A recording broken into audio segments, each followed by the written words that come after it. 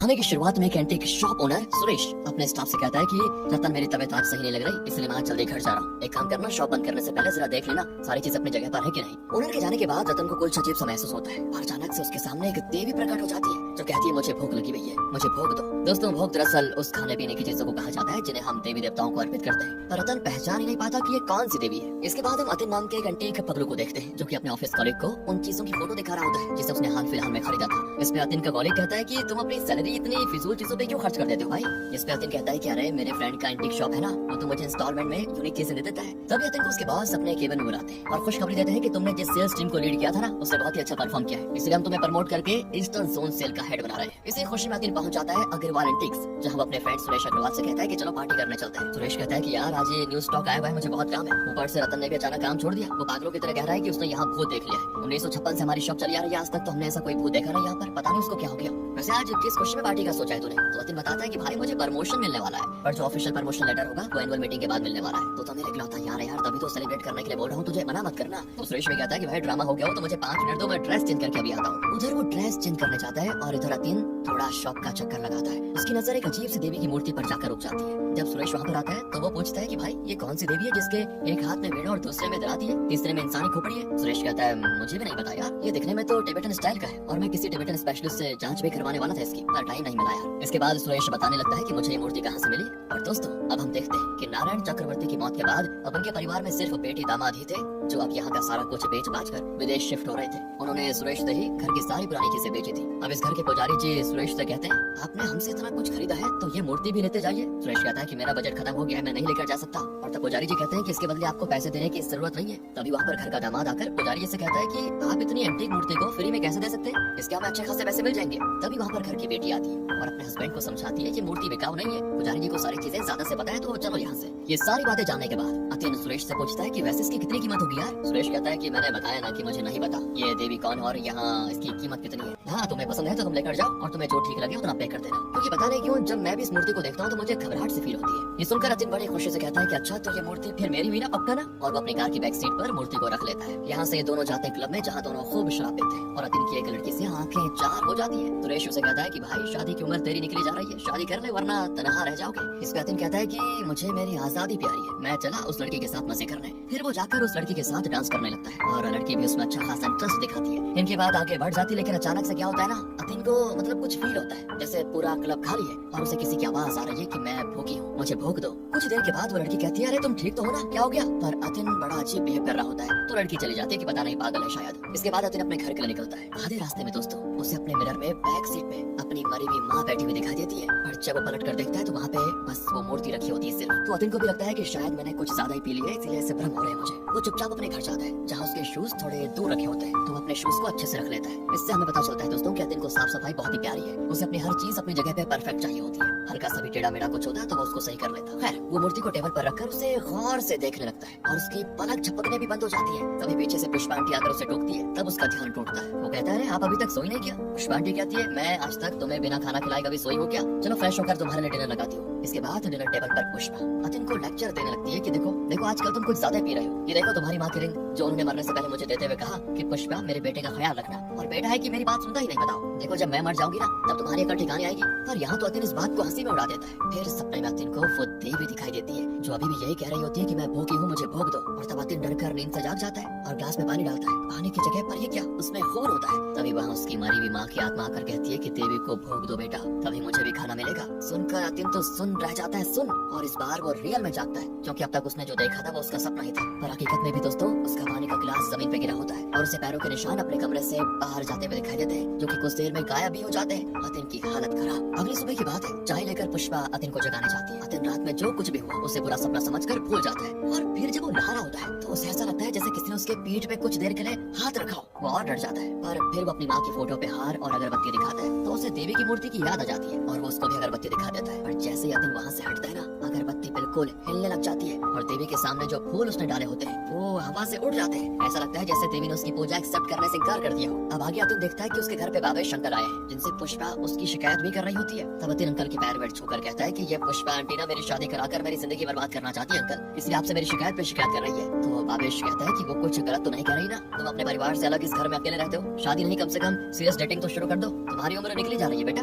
तब उनकी बात काटते हुए अतिन कहता है कि वो सब छोड़िए मिस्टर आर्कियोलॉजिस्ट, आप मेरा लेटेस्ट कलेक्शन देखना चाहेंगे क्या? और फिर वो उनका हाथ पकड़कर उस मूर्ति के पास लेकर आता है। दिखने में तो मूर्ति भावेश को बहुत ही अच्छी लगती है, पर वो भी वही सेम चीज कहता है कि ये कौन सी अद्भुत देवी है, ये बैठी हुई है तो सरस्वती जी की तरह कमल फूल पे, इनके हाथ में वीणा है तो दूसरे में इंसानी खोपड़ी और तीसरे में दराती और चौथे हाथ में ये ब्लेसिंग दे रही है। ये देखकर ऐसा लग रहा है जैसे ये नॉर्मल नहीं बल्कि कोई तांत्रिक देवी है। तब अतिन कहता है कि तंत्र मंत्र तो हिंदू ही करते हैं और इसकी बनावट टिबेटन है। तो भावेश अंकल कहते हैं कि किसने कहा कि सिर्फ हिंदू ही तंत्र मंत्र करते हैं, बुद्धिज्म में भी तंत्र मंत्र होते हैं बेटा, क्या तुम वज्रयान बुद्धिज्म के बारे में जानते हो? वो कहता है नहीं। तब अंकल बताते हैं कि 14वीं सदी में जब बाहर के लोगों ने इंडिया पे आक्रमण करना शुरू किया तो कई सारे बुद्धिस्ट इंडिया से भागकर तिब्बत में बस गए और वहाँ वज्रयान बुद्धिज्म ज्यादातर यूज होता था तंत्र मंत्र में। और अगर मेरा अंदाजा सही है तो ये मूर्ति 700 से 8 साल पुरानी होगी और ये काफी कीमती भी होनी चाहिए। एक बात बताओ, तुमने कितने में खरीदी है? तब अतिन बताता है कि मैंने अभी तक पैसे नहीं दिए इसके, देखिए ना मैंने देवी पे फूल चढ़ाए थे पर लगता है हवा से उड़ गए, मैं इसको फिर से रख देता हूँ। ये देखकर अंकल जी गुस्सा हो जाते हैं और कहते हैं कि आजकल की जनरेशन की यही प्रॉब्लम है, ये रूल रेगुलेशन को मानना ही नहीं चाहते, बस अपनी मन की करनी पड़ती है इनको। अरे बेटा, हर देवी देवता की पूजा करने का अलग तरीका होता है, अगर तुम गलत तरीके से पूजा करोगे तो उसका बहुत ही बुरा परिणाम हो सकता है। दिन कहते हैं आप इतने हाइपर क्यों हो रहे हैं अंकल पर? कुछ नहीं होगा। अगर अंकल कहते हैं कि ठीक है मैं काली मंदिर की पुजारी से इस बारे में बात करूंगा, वो खुद आकर तुम्हें इस मूर्ति की पूजा करने का बिल्कुल सही तरीका बताएंगे और तब तुम इसकी पूजा करना, ऐसे अपने मन से कुछ भी उल्टा पुल्टा मत कर देना। अतिन भी कहता है कि ठीक है अंकल जी जैसा आप कहते हैं। अब चलिए चाय का टाइम हो गया, ठंडी हो रही है। लेकिन अंकल कहते हैं मुझे किसी काम से दिल्ली जाना है, इसलिए चाय वाय फिर कभी, मैं जब वापस आऊंगा तो इस मूर्ति का किस्सा सॉल्व करूंगा। इसके बाद से दोस्तों अतिन के साथ पैरानॉर्मल इंसिडेंट होने शुरू हो जाते हैं। जब वो ऑफिस के वॉशरूम में होता है तो उसे कोई लड़की क्रॉस करते हुए दिखती है तो वो उसको टोकते हुए कहता है कि एक्सक्यूज मी, ये जेंट्स टॉयलेट है। और वहाँ तो कोई लड़की होती नहीं दोस्तों, हाँ वहाँ पे होता है सिर्फ खून के पैरों के निशान जो कुछ देर में गायब भी हो रहे थे। फिर जब भी खाना खाने को वो बैठता है तो देवी की उसको आवाज आती है कि मैं भी भोगी हूँ, मुझे भोग दो, जिससे परेशान होकर अतिन रात में अगरबत्ती वगैरह जलाकर मूर्ति के सामने एप्पल काट के रख देता है। पर जब वो सोता है ना तो सपने में उसे फिर से देवी दिखाई देती है जो कहती है तुमने मुझे अपने घर में आमंत्रित किया है, फिर मेरी भूख कौन शांत करेगा, मुझे भोग चाहिए भोग। तो अतिन सर झुकाकर देवी को माँ कहकर पुकारता है और देवी भी उसके सर पे हाथ फेर देती है। अगली सुबह दोस्तों वो देवी माँ के सामने से एप्पल हटा देता है और रात में दूसरे फल अर्पित करता है। इस तरह वो कई रात बदल बदल कर फल देता रहता है पर कोई फायदा नहीं होता। सपने में उसको देवी खाना मांगते हुए दिखाई देती है और अब इतने दिन की हरकतों से मेड भी दोस्तों मतलब वो पुष्पा भी अतिन के बर्ताव को नोटिस करने लगती है कि कुछ तो बदलाव आ रहा है इसमें। वो पहले की तरह हंसी मजाक करने वाला मस्त वाला इंसान नहीं होता। पता नहीं क्यों ये अतिन खोया खोया सा रहता है, हॉलिडे पे भी कहीं घूमने फिरने नहीं जाता और एक रात तो अचानक आधी रात में देवी की पूजा करने बैठ जाता है। देवी को खुश करने के लिए जोर जोर से लगातार घंटी बजाया जाता है और दोस्तों हम पुष्पा के पीछे एक फीमेल घोस्ट को हंसते हुए भी देखते हैं। बहुत ही डरावना सीन होता है ये। अगली सुबह की बात है, भावेश अंकल अपने साथ पुजारी जी को लेकर अतिन के घर पर आते हैं। पुष्पा उनको सारी बातें बताती है कि ये हो गया अतिन के साथ आजकल बहुत ही अलग बर्ताव कर रहा है। जब ये लोग अतिन के रूम में जाते हैं तो बिल्कुल हैरान, क्योंकि अतिन तो एकदम पुजारी की तरह लाल गमछा वगैरह ओढ़कर देवी की पूजा में बिल्कुल बिजी होता है। उसने देवी के लिए एक छोटा सा लकड़ी का मंदिर भी बनवा रखा था, जिससे अंकल को बड़ी हैरानी होती है वैसे कि तुम तो भगवान में मानती नहीं थे, फिर अचानक से ये सब कैसे शुरू कर दिया तुमने। वहीं पुजारी जी कहते हैं कि देखो बेटा मैं तुम्हें बचपन से जानता हूँ, पूजा पाठ करने में कोई बुराई नहीं है, लेकिन बिना सही रीति रिवाज की पूजा करना भी सही नहीं है। मैं भी इन देवी को नहीं पहचान पा रहा हूँ तो तुम्हें इनकी पूजा करने का तरीका नहीं बता सकता मैं, लेकिन अगर तुम अपने हिसाब से पूजा करोगे और कोई गलती हो गई तो देवी नाराज हो जाएगी। तब अतिन कहता है कि ये तो माँ है और माँ कभी अपने बच्चों से नाराज हो सकती है क्या? वो मेरे सपनों में आती है और मुझे प्यार करती है। लेकिन दोस्तों फिर भी पुजारी जी उसको समझाने की काफी कोशिश करते हैं तो वो ने गुस्से में कहता है कि ये माँ बेटे के बीच का मामला है, प्लीज आप लोग इंटरफेयर करने की कोशिश मत कीजिए। इसके बाद हम अतिन की कंपनी की एनुअल अवार्ड सेरेमनी देखते हैं जहाँ बेस्ट अचीवर्स अवार्ड अतिन को मिलता है, जिसके लिए उसको कई बार स्टेज पे भी बुलाया जाता है, मगर वो तो बेसुध होकर बैठा होता है बिल्कुल। फिर जब अगल बगल के लोग उसको टोकते हैं स्टेज पे जा भाई, तो वो अवार्ड लेकर बिना कोई स्पीच दे उतर जाता है, जिससे उसके ऑफिस वालों को लगता है कि शायद हो सकता है आजकल इसकी तबीयत खराब चल रही हो। दूसरी ओर पुष्पा बड़ी परेशान होती है, वो भावेश को कॉल करके कहती है कुछ करिए, अतिन को बचा लीजिए प्लीज, वो इस देवी की पूजा में कुछ ज्यादा ही लीन हो गया है। एक जवान लड़के का इतना पूजा पाठ में मत होना बिल्कुल सही नहीं है और वो भी पता नहीं कैसी देवी है ये। उसने पुजारी जी और आपके साथ कैसा बर्ताव किया आपने देखा ना, मैं तो कहती हूँ कि इस मूर्ति को घर से बाहर फेंक दो, जिससे भावेश उसको कहता है कि इससे तो अतिन गुस्सा हो जाएगा, हमें कोई दूसरा रास्ता देखना होगा, पर तुम पहले रोना बंद करो और धीरज रखो, सब कुछ ठीक हो जाएगा। तभी दोस्तों पुष्पा के आसपास कुछ घोस्ट्स को घूमते हुए देखते हैं। इधर जब अवार्ड फंक्शन में अतिन कुछ खाता नहीं तो उसका खाना पैक करके उसको दे दिया जाता है। फिर जब वो घर आने लगता है तो हाईवे में अचानक उसके सामने एक यंग लेडी आ जाती है। अतिन किसी तरह अपनी गाड़ी रोकता है और फिर गुस्से में उसके पास आ जाता है और कहता है कि मरने के लिए मेरी गाड़ी मिली थी क्या आपको? तो वो लेडी कहने लगती है मैंने कल से कुछ नहीं खाया भाई, अगर कुछ खाने को मिल जाता तो अच्छा रहता। और तब अतिन जो डिनर पैक करके उसको मिला था वो उस लेडी को दे देता है, जिससे वो लेडी जल्दी जल्दी खा भी लेती है और फिर अतिन को बताती है मेरे पति की मौत हो गई है, मेरे ससुराल वालों ने मुझे घर से निकाल दिया है, प्लीज भाई मुझे अपने घर ले चलो, मैं घर का सारा काम धाम कर दूंगी, बदले में मुझे बस खाने को दे देना कुछ। गिड़गिड़ाते हुए वो अतिन के पैरों से लिपट जाती है तो अतिन को उस पर दया आ जाती है और वो उसको अपने घर पर लेकर आ जाता है। ये देखकर अब पुष्पा को बहुत गुस्सा आता है और वो अतिन को अकेले में बहुत झाड़ती भी है कि ऐसे कैसे तू किसी को भी सड़क से उठाकर घर पर लेकर आ सकता है। तब अतिन उन्हें उस लड़की की मजबूरी बताता है तो पुष्पा कहती है अगर ऐसी बात है तो उसे पुलिस स्टेशन छोड़ कर आना चाहिए था ना कि घर लेकर आना चाहिए था। लेकिन अतिन सिर्फ एक ही बात कहता है कि मुझे देवी माँ की पूजा करनी है, बाकी बात कल करेंगे। तो पुष्पा जाती है उस लड़की के पास और कहती है अतिन ने तुम पे भरोसा किया है, उसका भरोसा मत तोड़ना। अगर तुमने कोई भी सामान चुराया तो मैं तुम्हें पुलिस के हवाले कर दूंगी। और हाँ, कल मुझे अपने आईडी प्रूफ दिखाना। वैसे तुम्हारा नाम क्या है? तो वो बताती है दामिनी। पुष्पा को दामिनी के हाव भाव कुछ ठीक नहीं लगते और जब वो अकेले चेयर पर बैठी होती है ना तो ऐसे शान से बैठी होती है जैसे वो घर इसी का। और जैसे पुष्पा आती है तो दामिनी एकदम से लाचार बनने का नाटक करती है। अब आधी रात की बात है दोस्तों, अचानक लाइट कट हो जाती है और कुछ अजीब सी आवाजें भी आती है। इसलिए पुष्पा उठकर मोमबत्ती जलाती है, पर हवा से मोमबत्ती बुझ जाती है तो वो दोबारा जलाती है और जैसे पलटती है उसके बाद उसके सामने एक भयानक सा घोस्ट दिखाई देता है जो कि पुष्पा की कैंडल को फूंक मार कर उड़ा देता है। अब अगले दिन की बात है दोस्तों, अतिन के घर पे पुलिस आई होती है क्योंकि बाबेश अंकल ने उनको बुलाया था पुष्पा के मिसिंग से रिलेटेड पूछताछ करने के लिए। यानी पुष्पा हो गई है मिसिंग। पुलिस जब अतिन से पूछताछ करती है कि कल शाम तक पुष्पा यही थी तो फिर क्या हुआ, पर अतिन कुछ जवाब ही नहीं देता क्योंकि वो मेंटली बहुत वीक हो गया था। काफी पूछने पे बस वो कहता है कि हाँ कल तो वो यही थी। तब बाबेश पुलिस को पूरी बात बताता है कि जब अतिन की माँ बेड रेस्ट पर थी आज से 15 साल पहले, तब पुष्पा इस घर में उनकी देखभाल करने के लिए आई थी। पर अतिन की माँ की मौत के बाद भी वो इस घर में रह गई क्योंकि उन्होंने पुष्पा से वादा किया था कि तुम हमेशा अतिन की देखभाल करना। तो तब से वो अतिन के साथ ही थी, पर अचानक वो कहाँ जा सकती है कुछ पता नहीं चल रहा। पुलिस को लगता है कि उनका मन घबराया होगा तो हो सकता है वो किसी रिश्तेदार के यहाँ चली गई होंगी। 2-4 दिन में अगर वो वापस नहीं आएगी तो तब उनकी तलाश करेंगे, ये पुलिस का बयान होता है। पुलिस ये भी कहती है ये कोई अगवा या फिर कत्ल का मामला तो नहीं लग रहा। फिर भी दोस्तों पुलिस वाले घर की अच्छे से तलाशी लेते हैं सिवाय उस पूजा रूम के, क्योंकि अतिन ने उनको उस रूम में एंटर करने से मना कर दिया था। वहीं जब पुलिस वालों को दामिनी के बारे में पता चलता है तो वो उससे पूछताछ करने लगते हैं, पर दामिनी रोना शुरू कर देती है। तब ऑफिसर बाबेश से कहते हैं कि अतिन की शादी करवा दीजिए, ये ऐसी किसी जवान औरत को अपने घर लेकर आ गए हैं, बेचारी गरीब है, अगर इसके साथ कुछ बुरा हो गया तो इसका साथ देने वाला भी कोई नहीं होगा। तभी पुलिस वाले का ध्यान जाता है पुष्पा के चप्पलों पे। घर के अंदर पहनने वाले चप्पल उसके रूम में होते हैं और बाहर जाने वाले चप्पल भी दरवाजे के पास है। अब ऐसी क्या बात हुई होगी जो उसको नंगे पैर जाना पड़ गया? इसका मतलब तो साफ है कि वो किसी चीज से डर कर भागी होगी। खैर पुलिस आगे कहती है कि देखते हैं इस मामले में क्या किया जा सकता है। अब रात हो जाती है और अभी तक अतिन ने कुछ भी खाया पिया नहीं होता तो दामिनी उसको खाने को कहती है। पहले तो वो इनकार कर देता है, मगर जब वो दामिनी की आंखों में देखता है ना तो जैसे सम्मोहित हो जाता है और चुपचाप जाकर खाने को भी बैठ जाता है। तब दामिनी कहती है आप देवी को भोग चढ़ाने से पहले कैसे खा सकते हैं? ये सुनकर अतिन परेशान हो जाता है। वो खुद को स्लैप करने लगता है कि मैं बिना माँ को भोग दिए कैसे खा सकता हूँ। तब दामिनी कहती है शांत हो जाइए, पहले आप नहा लीजिए, तब तक मैं पूजा की तैयारी करती हूँ और फिर आप पूजा कर लीजिएगा। जब वो नहाकर आता है तो देखता है कि दामिनी ने माँ के लिए पूरी प्लेट सजा के रखी हुई है जिसमें कई तरह के पकवान होते हैं, मिठाई वगैरह तो होती है, साथ ही फिश और मीट जैसे नॉन वेज आइटम भी होते हैं। अतिन अच्छे से पूजा कर लेता है और फिर खुद खाने को बैठता है, मगर खाने को मुंह के पास ले जाते ही उससे वॉमिट हो जाता है, मतलब ऐसा फील होता है, इसलिए वो बिना खाए सो जाता है। पर हाँ, आधी रात में उसकी नींद टूट जाती है और फिर उसे पूजा रूम में अजीब सी रेड लाइट दिखाई देती है। जब वो अंदर जाता है ना दोस्तों, हैरान हो जाता है क्योंकि अंदर तो उसने जो भोग माँ को चढ़ाए थे उसे माँ ने ग्रहण कर लिया होता है। मूर्ति के मुंह पे थोड़ा खाना भी लगा होता है। देखकर अतिन तो खुश हो जाता है कि चलो आज माँ को भोग लग गया। वो तुरंत दामिनी को बुलाता है और बताते देखो माँ ने आज पहली बार भोग ग्रहण कर लिया है। अगले दिन अतिन बड़ा खुश होता है और जब नाश्ते से भी अजीब सी बदबू आती है ना तो वो अपना नाक बंद करके जबरदस्ती नाश्ता खाता है, ये सोचकर कि जब देवी माँ दामिनी के हाथों का खाना खा सकती है तो मैं क्यों नहीं। फिर क्या था दोस्तों, ये सिलसिला यूं ही चलता रहता है। दामिनी अजीब अजीब सा खाना पकाती है जिससे अतिन पहले माँ को चढ़ाता है और फिर खुद खाता है। भले उसे उस खाने का टेस्ट पसंद नहीं आता पर फिर भी वो खाता है। अब उसकी बॉडी तो मतलब जैसे उस खाने को बाहर निकालने वाली होती है क्योंकि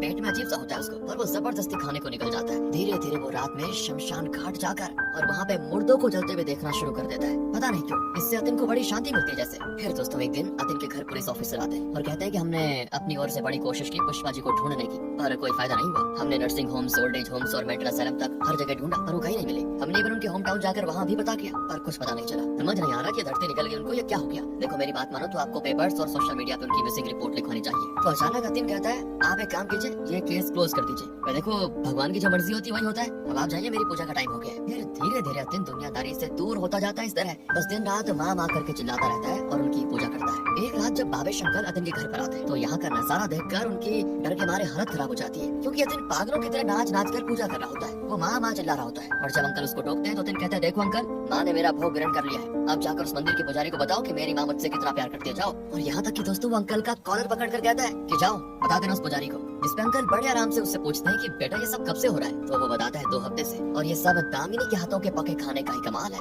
फिर अंकल जब दामिनी की आंखों में देखते हैं तो उन्हें दामिनी की आंखें डेमोनिक लगती है, कोई राक्षसी जैसी। ये सब देखकर अंकल जी तुरंत निकल जाते हैं चुपचाप बिना कुछ किए। अगले दिन वो जाते हैं अग्रवाल एंटीक्स और वहाँ सुरेश को सारी बातें बताकर पूछते हैं कि ये मूर्ति आखिर तुम्हें मिली कहाँ से थी। तब जाकर सुरेश को दिक्कत समझ में आती है और वो अंकल से कहता है कि इसका मतलब मेरा स्टाफ रतन सही कह रहा था, मूर्ति के यहाँ आने के 2 दिन के बाद ही वो काम छोड़कर चला गया। और जब मैंने वजह पूछी तो वो मूर्ति की ओर देखकर कुछ कहना चाह रहा था, मगर उसके मुंह से कुछ आवाज नहीं निकली और मैंने फिर उस बात पे इतना गौर भी नहीं किया। लेकिन अब मुझे लग रहा है कि मैंने वो मूर्ति अतिन को देखकर बहुत बड़ी गलती कर दी है। तो भावेश अंकल सुरेश से कहते हैं, क्या तुम मुझे वहाँ ले चलोगे जहाँ से तुमने ये मूर्ति ली थी या तुम्हें मिली थी? इधर ऑफिस में दोस्तों अब अतिन के खाने से आने वाली गंदी बदबू से कैंटीन के सारे लोग भी परेशान हो जाते हैं। वो बॉस से कंप्लेन करते हैं। तो बॉस अतिन को बुलाकर कहते हैं कि हमने कुछ दिनों से तुम्हारे बर्ताव में चेंजेस देखे, इसलिए मेरा फैसला है कि तुम पेड लीव पे जाओगे और अपना सही से इलाज करवाओगे। देखो अतिन, मेरी बात सुनो, तुम हमारे बहुत ही अच्छे एम्प्लॉय हो और हम तुम्हें खोना नहीं चाहते, इसलिए तुम्हारे इलाज में जो खर्च आएगा वो हम उठाने को तैयार है, मगर बिना पूरी तरह से ठीक हुए तुम ऑफिस नहीं आओगे। अतिन उन्हें कन्विंस करने की बहुत कोशिश करता है कि मैं तो बिल्कुल फिट एंड फाइन हूँ, मगर वो उसकी बात नहीं मानते। फिर रात में जब अतिन शमशान जाता है तो वहाँ एक आदमी को खाना खाते देखकर उसे बड़ी भूख लग जाती है, क्योंकि आज दोपहर में वो अपना लंच कर नहीं पाया था। उसे वॉमिट हो गई थी, क्योंकि पता नहीं वो खाने में ऐसा क्या झोल कर रही थी। कौन?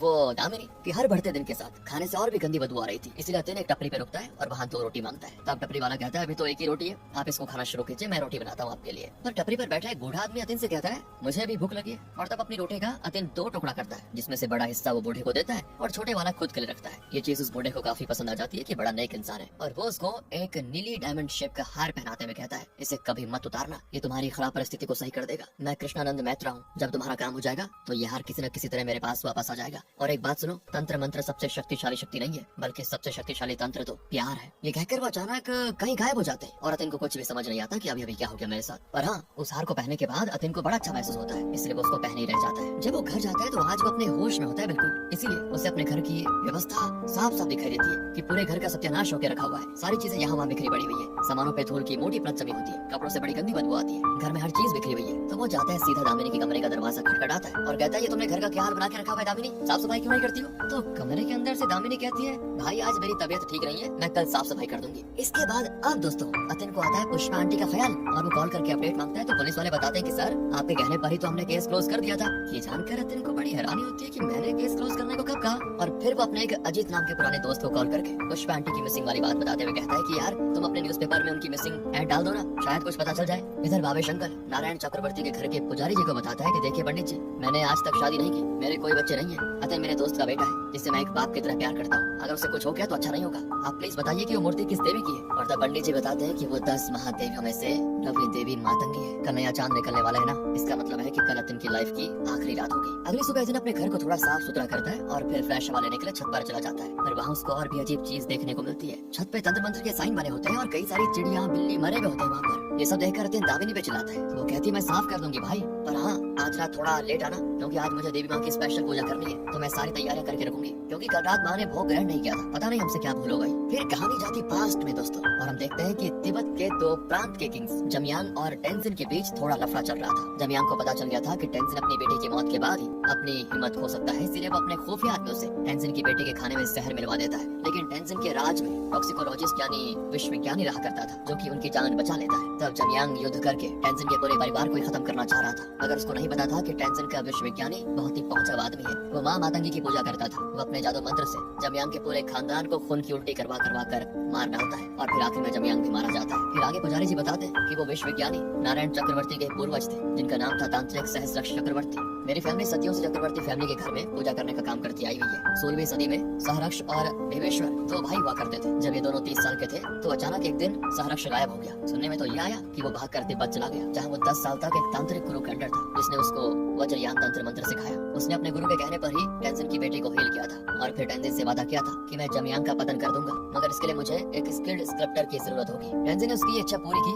और फिर उसी स्कल्प्टर की मदद से सहरक्ष ने इस यूनिक मूर्ति का निर्माण करवाया, क्योंकि इसका निर्माण एक टिबेटन स्कल्प्टर ने किया था, इसलिए मूर्ति में वहाँ की कला साफ झलकती है और लोगों को लगता है कि ये कोई टिबेटन देवी है, मगर ये एक इंडियन देवी है जो कि बहुत ही ज्यादा शक्तिशाली है। और इस बात का अंदाजा सहरक्ष को भी हो गया था कि अगर ये मूर्ति किसी गलत हाथों में गई तो विनाश हो जाएगा। इसलिए अचानक एक दिन वो वापस इंडिया आ गए मूर्ति के साथ और यहाँ अच्छे से पूजा पाठ करके मूर्ति को स्थापित कर दिया। 600 सालों तक चक्रवर्ती परिवार देवी की कृपा से खूब फले फूले, मगर सहरक्ष ने पहले ही कहा था कि अगर चक्रवर्ती परिवार इस घर को कभी भी छोड़कर कहीं और जाए तो जाने से पहले वो मूर्ति को किसी और को सौंप कर जाए, क्योंकि बंद घर में अगर देवी रहेगी तो उन्हें पूजा पाठ नहीं मिलेगा तो वो तबाही ला सकती है। इसलिए मैंने वो मूर्ति उस दिन सुरेश को दे दी थी, पर मुझे नहीं पता था कि ऐसा कुछ हो जाएगा। तब भावेश कहता है कि अब इसका कोई निवारण भी बता दीजिए। पंडित जी कहते हैं कि मैं तो एक आम इंसान हूँ, मुझे इसके बारे में कुछ नहीं पता। कोई महापुरुष ही उसका उपाय बता सकते हैं, और वो महापुरुष दोस्तों कोई और नहीं बल्कि कृष्णानंद मैत्रा ही थे, जिन्होंने अपना काम कर दिया था वो हार पहनाकर। उधर दिए हुए हार को पहनकर अतिन अपने होश में आ चुका था। वो आज ऑफिस में सभी के साथ पहले की तरह बिल्कुल नॉर्मल पेश आता है, और फिर उसको ऑफिस में काम जारी रखने के लिए परमिशन दी जाती है। रात में वो अपना काम खत्म करके घर के लिए जब निकलता है ना, तो उसकी कार अचानक खराब हो जाती है। कोई टैक्सी वगैरह भी नहीं मिलती। ऐसा लगता है जैसे कोई शक्ति उसको अपने घर जाने से रोक रही हो।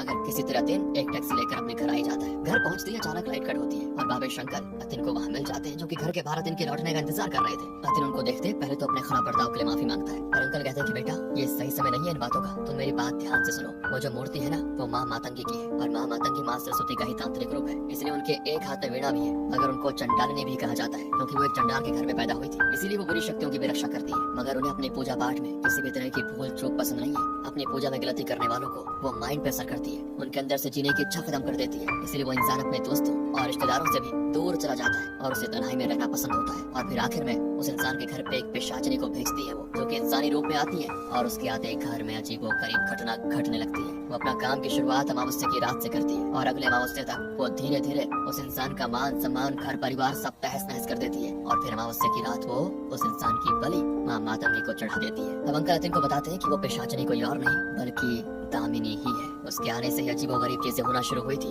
अतिन को भी अब इनकी बातों में दम लगता है। वो कहता है कि अगर ऐसी बात है तो मुझे आज घर के अंदर जाना ही नहीं चाहिए। हम कल सुबह आकर उस मूर्ति का क्या करेंगे देख लेंगे। मगर दोस्तों अंकल कहते हैं कि नहीं, आज रात तुम जहाँ भी रहोगे वो तुम्हें यहाँ खींच लेकर आ जाएगी। इसलिए डरने के बजाय हमें उसका सामना करना होगा, और इस काम में मैं भी तुम्हारा साथ दूंगा। पर जब ये दोनों अंदर जाते हैं दोस्तों, तो इनके पैरों तले जमीन खिसक जाती है, क्योंकि पिशाचिनी तो तंत्र मंत्र कर रही है, और उसके हाथों में पुष्पा का कटा हुआ हाथ, जिसमें अतिन की माँ की रिंग भी होती है। ये देखकर ये समझ जाते हैं कि पुष्पा जी कहीं कहीं नहीं बल्कि पिशाचिनी ने उनको मार डाला। घर के फर्नीचर वगैरह भी ऊपर सीलिंग पे उड़ रहे होते हैं, और जब पिशाचिनी इनको देखती है तो शैतानी हंसी हंसते हुए अतिन से कहती है, माँ को भोग नहीं दोगे? और जब अंकल बीच में आते हैं तो वो उन्हें उठा उठा कर दूर फेंक देती है, जिससे उनका तो उसी टाइम काम तमाम। फिर वो अतिन का गला दबाने लग जाती है, मगर उसकी हार की वजह से वो खुद ही दूर गिर जाती है। तब पिशाचिनी दीवार पर चढ़कर अतिन को मोहित करती है, और उसके हाथों से उसका हार उतरवा कर उसे फेंकवा देती है। इसके बाद तो वो अतिन को उड़ा उड़ा कर मारना शुरू करती है। पिशाचिनी के एक झापड़ से अतिन के होश ठिकाने आ जाते हैं। लेकिन जब अपने बाबे शंकर की लाश देखता है तो बड़ा अजीब सा महसूस होता है उसको, क्योंकि वो अतिन के पिता की तरह थे। उसे उनके साथ बिताए गए पलों की याद आने लगती है। इसके बाद उसे अपनी माँ और फिर पुष्पा आंटी की भी याद आती है, और फिर उस बूढ़े आदमी की भी बात याद आती है कि तंत्र मंत्र से ज्यादा होता है प्यार, प्यार की शक्ति। इतना सुनते ही अब वो बाबे शंकर और पुष्पा आंटी की मौत का